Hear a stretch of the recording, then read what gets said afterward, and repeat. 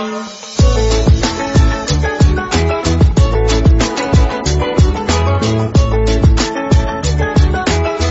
The lord. ప్రభువైన యేసుక్రీస్తు వారు ఈరోజు మనకు అందిస్తున్నటువంటి వాగ్దానం కీర్తనల గ్రంథం 106వ అధ్యాయం 15వ వచనం. వారు కోరినది ఆయన వారికి ఇచ్చాను. అప్పుడు దేవుడు వారి శత్రువులను సముద్రంలో ముంచివేసి కప్పేశాడు. వారి శత్రువులు ఒక్కరూ తప్పించుకోలేదు.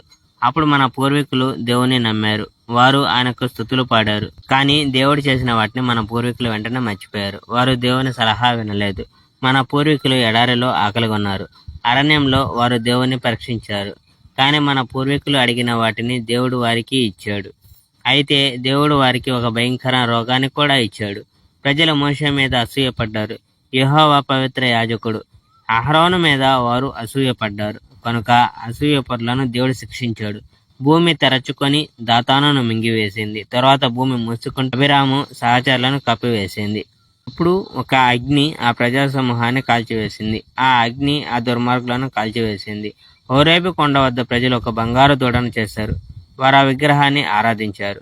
ఆ ప్రజలు గడ్డి తినే ఒక ఎద్దు విగ్రహాన్ని వారి మహిమ గల దేవునిగా మార్చేశారు. Praise the Lord. May God bless our India.